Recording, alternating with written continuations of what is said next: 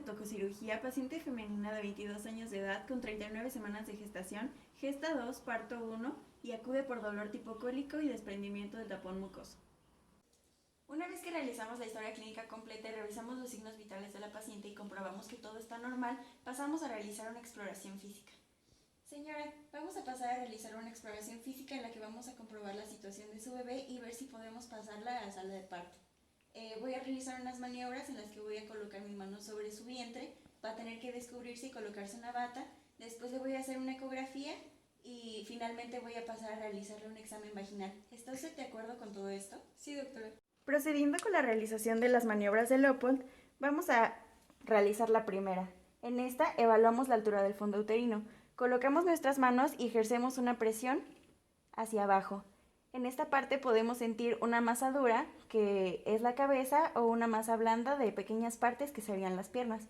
En este caso, el feto se presenta en posición cefálica, ya que sentimos en el fondo uterino las piernas. Para la segunda maniobra de Leopold, colocamos nuestras manos a los lados, empujando ligeramente a cada uno de ellos, y debemos sentir de uno de los lados una masa plana y dura que indica la espalda, y del otro lado las extremidades fetales. Para la tercera maniobra de Leopold, colocamos nuestra mano sobre la sínfisis del pubis y empujamos ligeramente hacia adelante. Esto nos evaluará la presentación fetal. Aquí podemos sentir la cabeza del feto, que nos indica que viene en presentación cefálica. Y por último, para la cuarta maniobra de Leopold, nos colocamos del otro lado de la paciente y empujamos hacia arriba. Esto nos evaluará el grado de encajamiento del que viene el feto. Que realizamos las maniobras de Leopold, procedemos a realizar un ultrasonido en el que confirmaremos la posición que suponemos que está el bebé. Después de realizar el ultrasonido y confirmar que no se encuentran patologías como la placenta previa, procedemos a realizar el tacto vaginal, ya que esta es contraindicación si existe la placenta previa. La evaluación anteparto del cervix constituye una herramienta en la que evaluamos la respuesta que tendrá la paciente a la preinducción, inducción y el trabajo de parto, basándonos en la madurez cervical. El tacto vaginal se realiza con los dedos índice y medio, por lo que es importante conocer su medida y la movilidad que ésta alcanzará para poder deducir cuánto mide el cérvix. Procedemos a descubrir a la paciente para realizar el tacto vaginal. Señorita Juana, la voy a descubrir y voy a introducir los dedos en su vagina. ¿Está bien? Sí. Descubrimos a la paciente y lo primero que tenemos que realizar es una exploración visual en busca de tumores, condilomas y una maniobra de Valsalva. Señorita, ¿podría pujar, por favor? En este caso observamos que no hay salida de sangre ni de ningún líquido. Después procedemos a colocarnos los guantes. Voy a introducir mis dedos en su vagina. Si siente cualquier incomodidad, me avisa, por favor. Utilizamos los dedos índice y medio y los introducimos de esta manera, apoyándolos en el periné, evitando la vejiga y la uretra. Nos vamos hacia atrás, hacia abajo y después hacia arriba. Medimos el borramiento, que es aproximadamente del 60%, y la dilatación, que es de aproximadamente 4 centímetros en esta paciente. De la misma manera, retiramos los dedos con mucho cuidado y volvemos a cubrir a la paciente. Una vez que mediante las maniobras de Leopold establecimos la estática fetal del caso, concluimos que su situación es longitudinal, presentación cefálica, posición occipito anterior izquierda, y lo confirmamos mediante el uso de ultrasonidografía. Realizamos el tacto vaginal, que nos arrojó que había 4 centímetros de dilatación, por lo que procedemos al internamiento de la paciente con previo consentimiento informado. Para la monitorización vamos a realizar un control materno-fetal mediante monitorización intermitente o continua mediante tocometría uterina para valorar el estado fetal y las contracciones. Todo esto se quedará registrado con el uso del partograma, que es un instrumento que nos permite evaluar la dilatación cervical y el grado de descenso de la presentación respecto al tiempo, y nos permite buscar anormalidades para evitar complicaciones en el manejo. Primeramente vamos a realizar el llenado de los datos personales en la parte superior.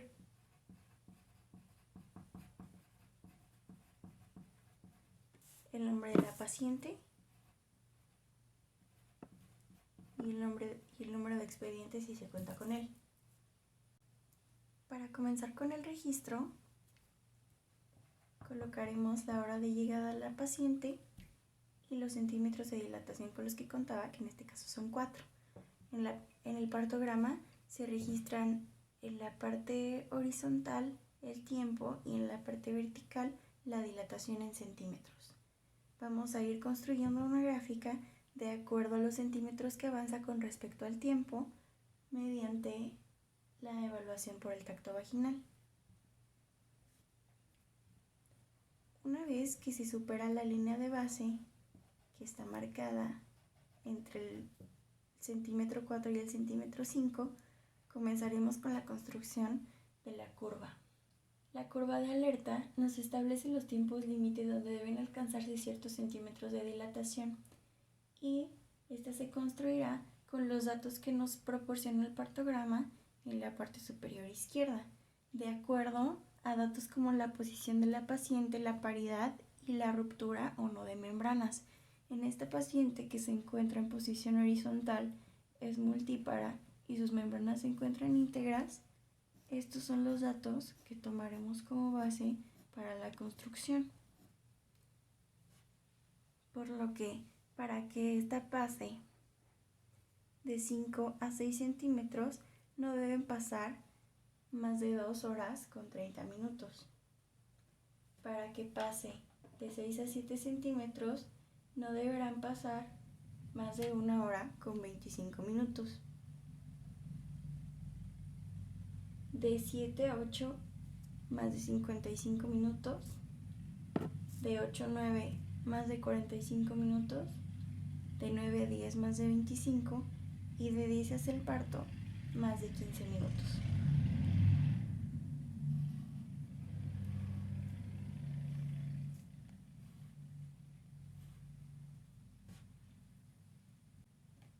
Una vez que tenemos construida la curva de dilatación, los datos que vayamos registrando conforme el avance de la paciente no deben superar el lado derecho de la curva, pues esto se considera normal.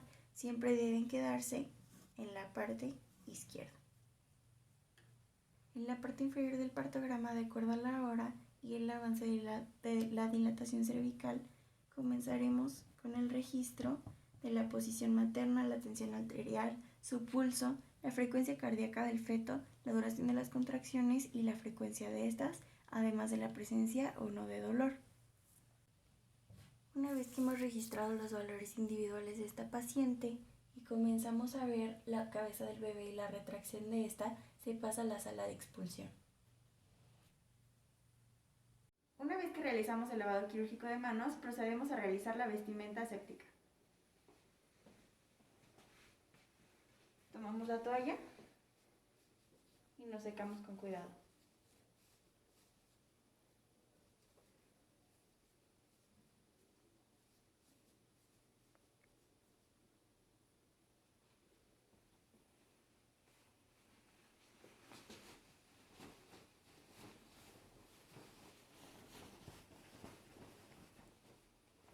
Le pedimos a una enfermera que nos anude y nos colocamos los guantes.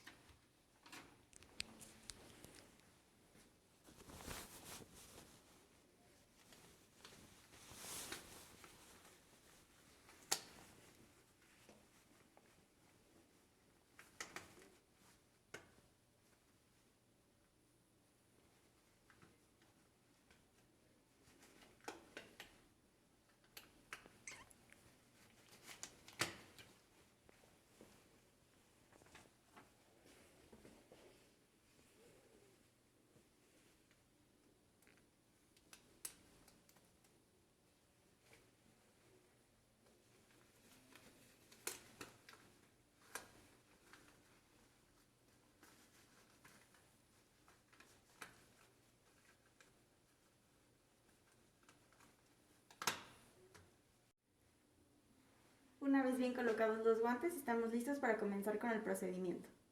Para comenzar con el proceso vamos a colocar primero los campos estériles. El primero lo vamos a colocar en las piernas.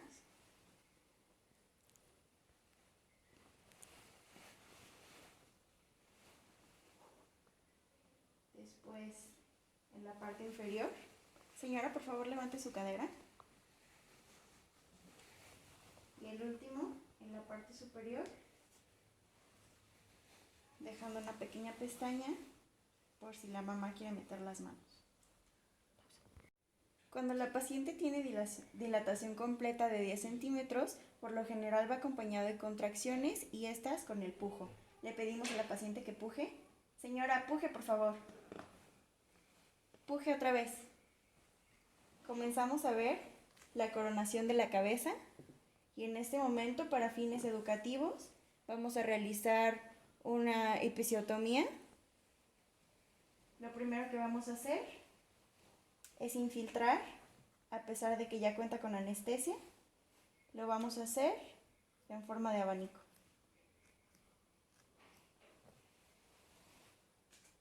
Después procederemos a realizar el corte. Realizaremos una incisión mediolateral del lado derecho de la paciente de 2 a 3 centímetros. Comenzaremos en la línea media de la horquilla y nos dirigiremos hacia la izquierda en un ángulo de 60 grados respecto a esta, hacia la tuberosidad isquiética ipsilateral. En el momento en el que no realizamos una episiotomía, vamos a realizar una maniobra de protección del perineo o de Ritgen. Vamos a colocar la mano en el perineo y vamos a permitir que la cabeza fetal salga con cada pujido. Debe controlarse la velocidad del alumbramiento, protegiendo la pared vaginal anterior, clítoris y uretra. Una vez que la cabeza se encuentra fuera, aspiramos. Se realiza una rotación externa en la dirección en la que el feto se presentó primero y una tracción suave de la cabeza hacia abajo para que salga el hombro anterior y después una tracción suave hacia arriba para el hombro posterior y todo el cuerpo siempre sujetando el perineo.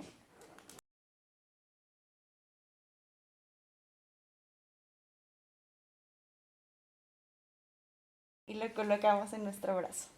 ¿Qué sigue? Una vez que extraemos al feto, podemos dárselo a la madre para el contacto piel a piel. Podemos esperar de 30 a 60 segundos o de 1 minuto a 3 según la guía de práctica clínica para el pinzamiento del cordón umbilical. Este se realiza de 6 a 8 centímetros del abdomen del feto con una distancia de 2 a 3 centímetros entre pinza y pinza.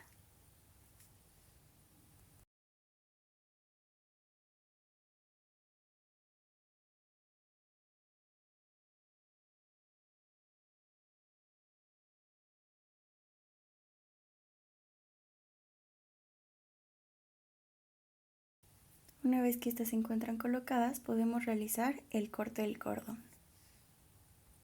Colocamos una de las pinzas más proximal a la entrada vaginal y dejamos que la sangre fluya hacia una cubeta hacia abajo. Listo. Ahora realizamos una presión suprapúbica y una tracción controlada del cordón umbilical. Una vez que esta se encuentra en la entrada vaginal, vamos a realizar la maniobra de Dublín girando la placenta sobre su propio eje. Cuando la placenta se encuentra fuera, la observamos buscando su integridad. Ahora realizaremos la episiorrafia comenzando con la infiltración de lidocaína y utilizaremos sutura Vicryl 2 ceros. En caso del fallo de la oxitocina, para detener el sangrado, vamos a realizar la técnica del Dr. Sea. En esta vamos a colocar 2 válvulas, una en la parte superior y otra en la parte inferior. Colocamos una pinza de anillos recta en el cérvix anterior y otra en el cérvix posterior. Ahora, una pinza de anillos curva en el final del ligamento cardinal y realizamos lo mismo del otro lado. Continuamos y movemos las pinzas hacia los lados en búsqueda de sangrado y si encontramos alguno, hacemos las reparaciones pertinentes. De no ser así, colocamos una sonda Foley e intentamos retirar las pinzas hasta que el sangrado se detiene por completo.